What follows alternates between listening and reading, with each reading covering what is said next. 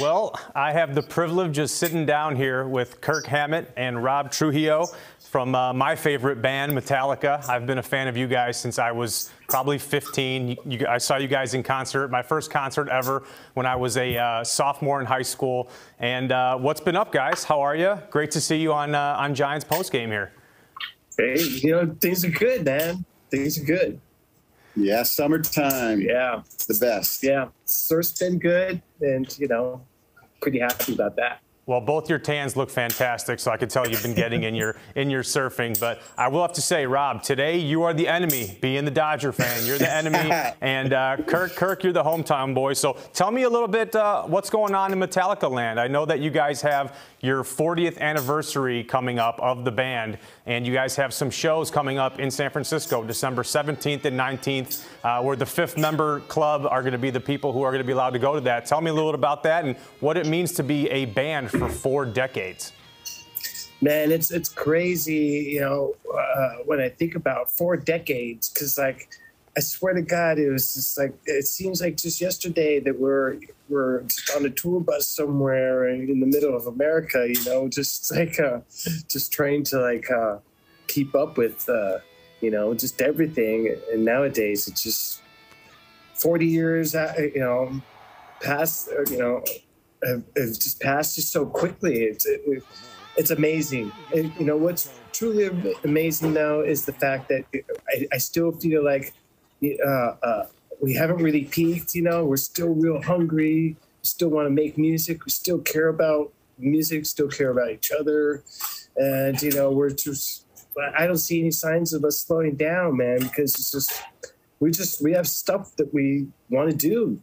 You know what's insane about all this is that there's no shortage of musical ideas and riffs and grooves and bass lines, and a lot of times when bands have been around that long, there is a shortage. People run out of ideas, and we have the opposite problem. We've got too many ideas, so it's a good problem to have. Yeah, that's a great problem to have, actually. And we have the Black Album that's being re-released.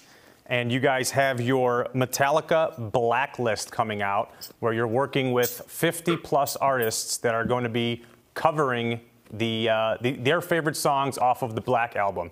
Now, the Black Album was one of my favorite albums growing up. So was Load and Reload. I'm not a huge fan, typically, of people doing covers because I never want to kind of ruin the original version. But how do you guys feel about working with all these different artists, recreating some of your guys' best work? Yeah, I think it's, first of all, just flattering that people were even, wanting to cover the material. And second of all, I think the prevailing attitude with the 4 of us is the more interpretive it is. The more different, the more just screwed up, and the more, actually the farthest away it is from the original, the better. At least, Well, what's really special about this is one thing for sure is everybody that contributed really was very passionate about whatever they covered. And that's all you can ask for, is that to see that motivation and that desire to just do something great with Metallica songs was really, really, really awesome and special for us. Yeah. And the response is great, too. I mean, we were getting all these different versions from all these different bands across all these different genres. And, we just really couldn't say no to anyone. And we decided to put it all out, basically. Well, that's wonderful. I'm glad that you guys are passionate about it. And obviously, we're super encouraged to work with all these people that love your music as well. Last year when we talked, Kirk, we got into the nitty-gritty of your personal life and how you're a huge horror movie buff. This year, since we have Robert, I hear, Robert, that you have a son, Ty, who's also a bassist. So tell me what that's like, having a son who follows in your footsteps, and I'm sure you're giving him some of the, showing him the reins on how to get to the top. Well, Ty, he's an active musician, an active writer. He plays guitar much better than I do. He also, programs beats. He's got about 3 different bands. He's going to be playing Lollapalooza Festival, I think next weekend. In Chicago. With his band, with his band Otto. So he's on his own path now. You know, he just turned 17 yesterday. So happy birthday, Ty, again. Congratulations. No, it's amazing. You know, our family is very creative. My daughter plays drums and does incredible art. My wife does music and fashion and art. So we're kind of a wild, crazy family like that. I think within our whole band, everybody and their kids are super creative.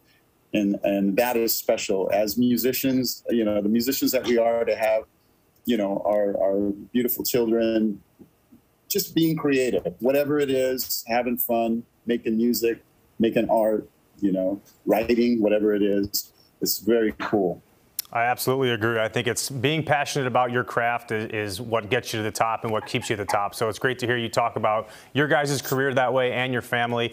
Now, to wrap it up, our last segment here, we're going to go with Rob being the enemy as a Dodger fan and Kirk being the hometown Giants fan. We're going to do some intra-Metallica trivia. So I got 3 questions. You guys got to spit out the answers. I'll direct them at each of you, and then we'll see who wins. I think it'll probably end up being a tie, though, but let's find out. You guys ready? Yeah. All right, first question. Kirk, what year did Robert join Metallica? 2001. Oof, 2003. Oh. 2003. All right. Maybe it's a little bit more difficult than we thought. Robert. That was 2001, man. He thinks I've been in the band 20 years. Almost. Robert, you're next. Since we hang out so much. We do. We're brothers. Like, yeah. We'll give you a pass on that one. Time does fly. 20 years down the road, you're entitled to a little bit of a mess up on the chronological scale. Robert, what band was Kirk in before he joined Metallica? Exodus. Very nice. Kirk, second question. What famous bass does Robert own, and who did it once belong to? Oh, I know that one. Jaco Pastorius. And what was it called? Oh, yes, it's called the Warhammer bass or something. Bass of Doom. The bass of Doom. We'll give it to you. You use the lifeline. Robert, thanks. Robert, what famous guitar does Kirk own, and who did it belong to? Well, it belonged to a few people. That's correct. The guitar is called Greenie. That's exactly right. Peter Green is the original owner, and then it kind of worked its way across a few different channels from Gary Moore, right? Yeah. That's it. You got him. You got them both. Gary Moore, Peter Green. Is there more? You guys want to give us the rest of the backstory to it?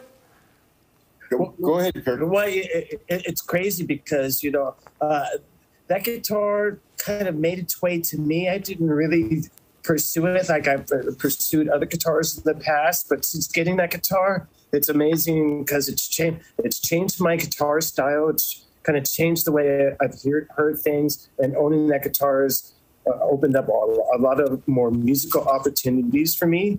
So,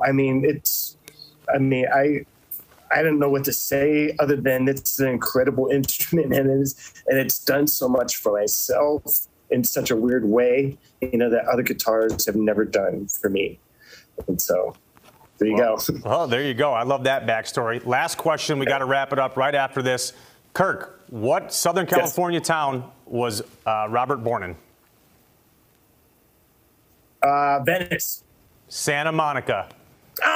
Robert, what Northern California town was Kirk born in?